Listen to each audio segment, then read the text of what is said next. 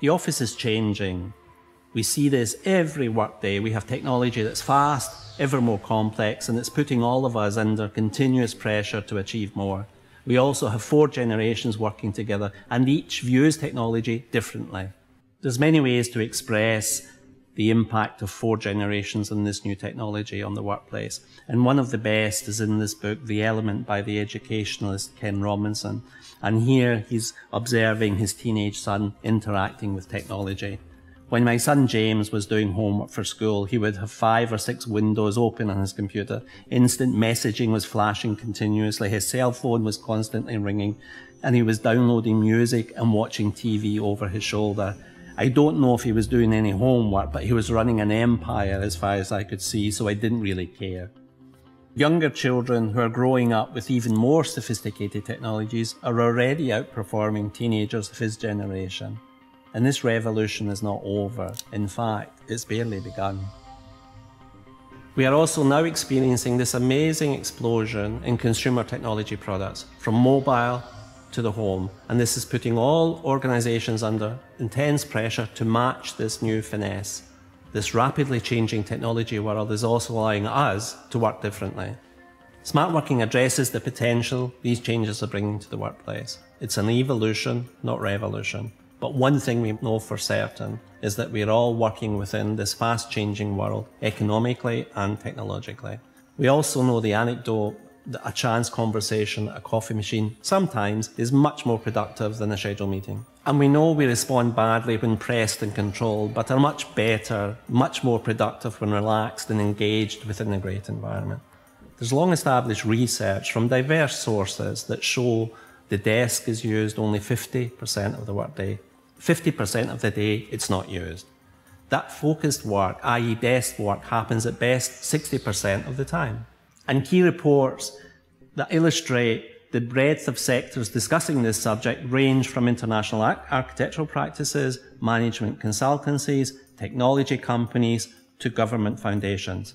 Reports from international architectural practices like Gensler and HOK, Gensler's Workplace Survey, which does a wonderfully thorough and in-depth analysis of the workplace and how today's workplace is changing. They map out the new practices within today's workplace, from socializing to focus to learn to collaborate, and the percentage of time that people are working in that way within the workplace. Not only that, but they actually explain why it's beneficial to organizations to change their workplace into this typology.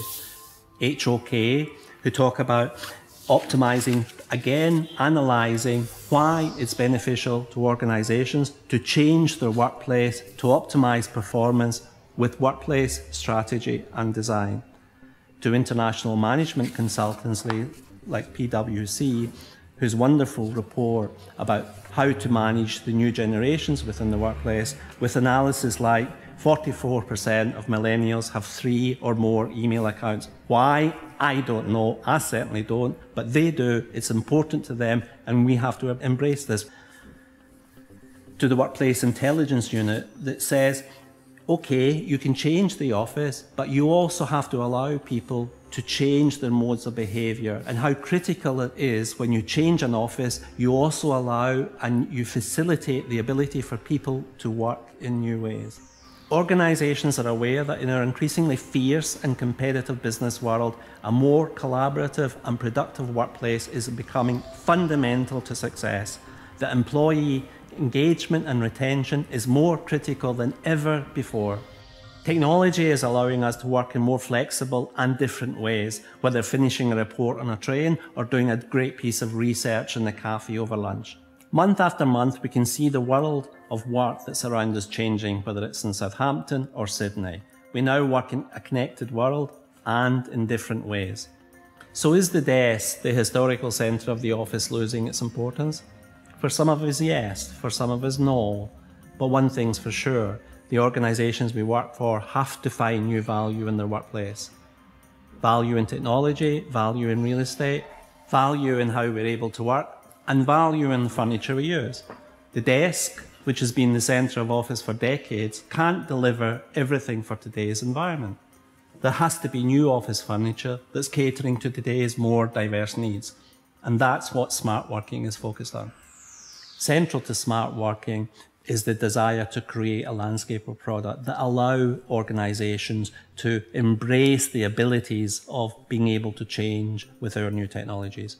And the pods have a casualness, a lightness of touch. And that lightness of touch runs through all of smart working. It's a signal to say, look, we're effective, but we're a little bit more relaxed in the way that we're effective. We all know colleagues who are multi-site, who are in the office only for a period of time. Where do you store your laptop, confidential information, or personal belongings when you break for a coffee, go to lunch, or to a meeting?